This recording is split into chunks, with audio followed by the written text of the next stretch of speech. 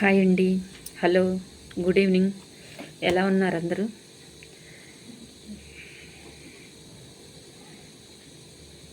చిన్న కామెంట్ పెడుతున్నాను, నేనే పెడుతున్నాను చూసే వాళ్ళకి.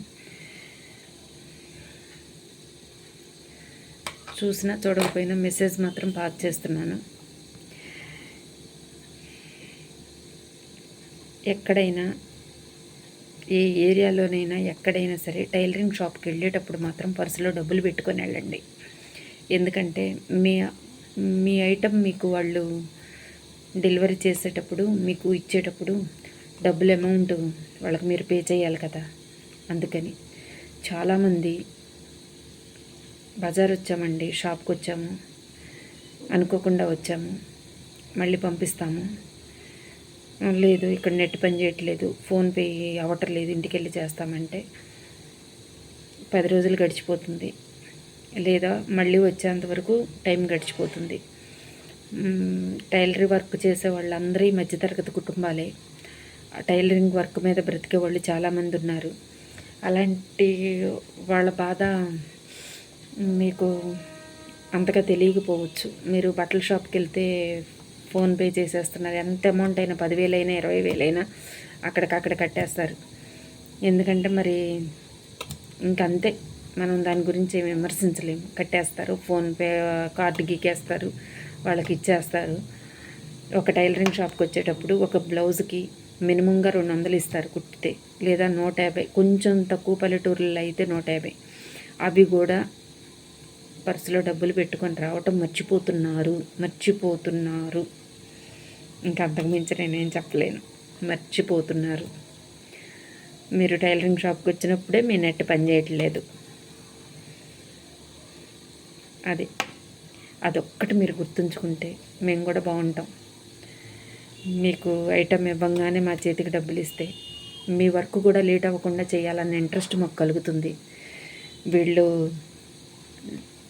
చేతికి వర్క్ ఇవ్వగానే మనం డెలివరీ చేయంగానే వాళ్ళ అమౌంట్ మనకి ఎమ్మటే బై హ్యాండ్ ఇచ్చేస్తున్నారు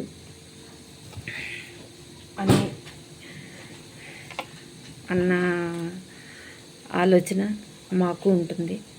లేదా ఎమ్మటే ఇప్పుడు అందరూ ఫోన్పేలు వచ్చినాయి, వాడుతున్నారు కదా.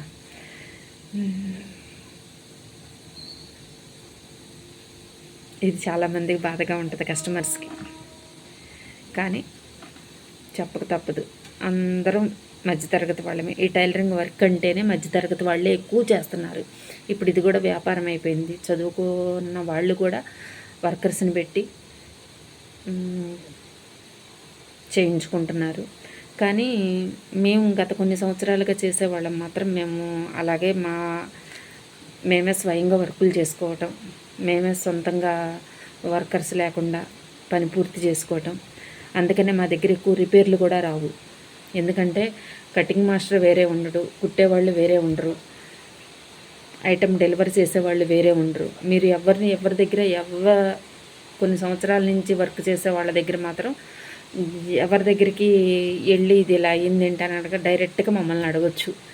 మేమే చిన్నగా మేమే నిదానంగా చేసుకుంటూ ఉంటాం. కాబట్టి ఇబ్బంది పడేది కూడా మాలాంటి వాళ్ళే. మీరు డబ్బులుండి కూడా పర్సుల్లో పెట్టుకొని టైలరింగ్ షాపుకి రావటం మర్చిపోతున్నారు. దయచేసి ఇదొక్కటే గమనించండి. మీ దగ్గర డబ్బులు లేవను, మీరు ఇక్కడికి వచ్చి ఇవ్వటం లేదను నేను అదే మాత్రం అన్ను. కాకపోతే టైలరింగ్ షాప్కి వెళ్ళేటప్పుడే డబ్బులు మర్చిపోయి వెళ్తున్నారు. బట్టల షాప్కి వెళ్ళేటప్పుడు మాత్రం మీరు ఎంత అమౌంట్ అయినా తీసుకెళ్తున్నారు, ఎన్ని కార్డులు అయినా తీసుకెళ్తున్నారు, ఫోన్పేలో ఎంత అమౌంట్ పెట్టుకొనైనా వెళ్తున్నారు. ఒక టైలరింగ్ షాప్కి వచ్చేటప్పుడే ఇవన్నీ మర్చిపోతున్నారు అనేదే నా బాధ. ఇలాంటి బాధపడేవాళ్ళు చాలామంది ఉన్నారు. టైలర్స్ 20-30 సంవత్సరాల నుంచి కుడుతూ ఉన్నాం కదా. మాకందరు కస్టమర్స్ బాగా అలవాటైపోయి ఉంటారు కదా. మా దగ్గరికి శాలరీ వస్తే రిపేర్ రాదు కదా. కాబట్టి మీరు అదే ఫీలింగ్లో మా దగ్గరికి వచ్చేటప్పుడు ఐటెం తీసుకునేటప్పుడు మీరు పర్సులో డబ్బులు పెట్టుకొని రావడం ఒక్కటే మర్చిపోతున్నారు అనేదే మా బాధ.